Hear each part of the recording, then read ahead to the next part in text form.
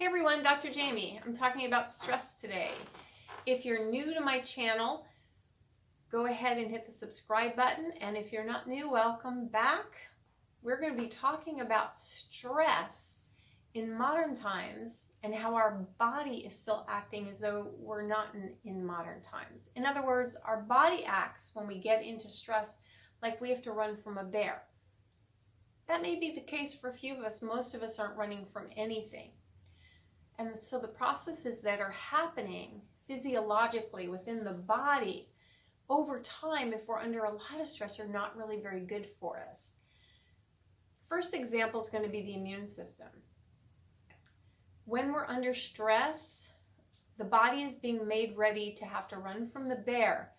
Immune system, not so important, and the immune system gets shut down. This happens because the immune system is like the resource hog of the body. And we don't need to feed the resource hog of the body if we think we need to feed the muscle so that we can get away from the bear. So it makes absolute sense. And if you think about it or kind of pay attention, you'll notice that when you're under stress is when you tend to get sick.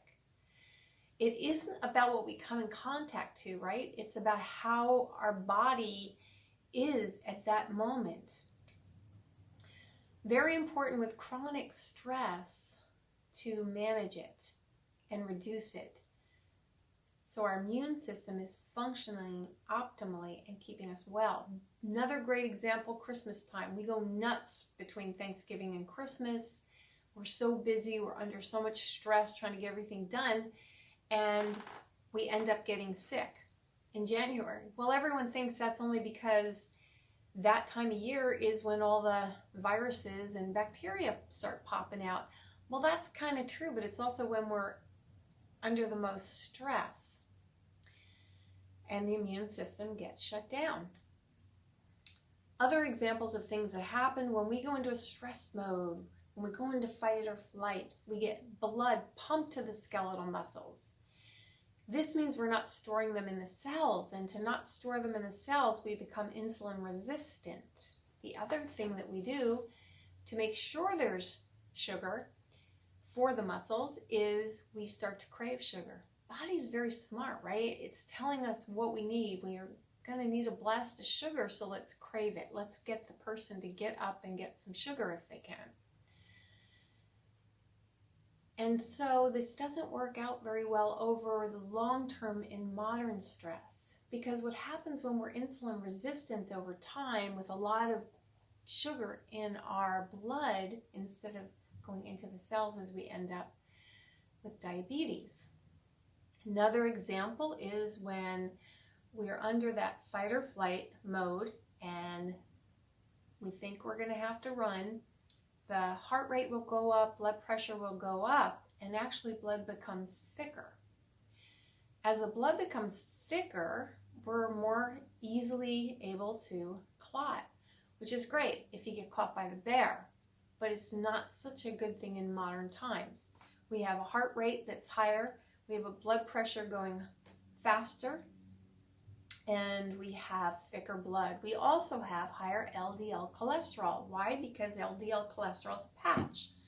If we want more LDL, what don't we want? We don't want HDL, and so that decreases. This is a common pattern, right? People see it on blood work, high LDL, low HDL. What I'm saying is that cardiovascular disease is actually certainly affected by how much stress you're under. Another example is the thyroid gland. We convert to the active form of thyroid in our liver. When we're under stress, that process gets shut down. What we end up with is T4, the inactive form. That inactive form isn't going to do us any good in terms of our energy. We end up feeling lousy. We go to the doctor. Doctor says, okay, you have low thyroid. They give you medication, which is actually more T4, which you can't convert to T3 anyway. That doesn't work well. Another thing, sex hormones. Sex hormones are supposed to be, when they're done being used in the body, taken out of the body. If that can't happen, they move around and end up landing in places in the body. When they do, they're actually very fast cell dividers, and there's a lot of growth happening. This can actually have an effect, especially in a high sugar environment, in terms of cancer growth. So you're getting a picture here that stress is not a good thing. We also get high cortisol when we're under stress. Cortisol is catabolic, which means it breaks down the body. When this happens over a prolonged period of time, we end up with inflammation in the body. We also, when we break the body down, have a higher likelihood of autoimmune disease. Very common today, right? Then the last thing I'll mention is with an increased sympathetic reaction, which fight or flight is, we have a decreased parasympathetic. Parasympathetic is all about digestion. Digestion is so important in the body. If we're not digesting, we're not getting our nutrients. And what will happen is things like hydrochloric acid decrease, the food will sit in the gut, won't digest, you end up with reflux, with GERD. Down the line, you get dysbiosis and inflammatory issues going on in the gut. So important to get rid of stress. Stress can be managed even though our lives are fast-paced and there's a lot going on and a lot of stress. If you take a little time in your day to manage your stress, you'll do so much better. Studies have been done to show that meditation, just done for 10 minutes a day, makes a significant difference. And I like to group meditation in with my favorite three. It's gratitude, prayer, and meditation. Any one of these will actually reduce your stress. If you couple that with breathing techniques, there's so many different ones you can do, but just sitting and consciously breathing in and out makes a big difference. You can also do alternate nostril breathing, which has been shown to have a neurological calming effect, and you can Google that. It'll explain it. You want to sit and have quiet time, even if it's just 10 minutes, drink a cup of tea, and not have your Facebook and your phone on.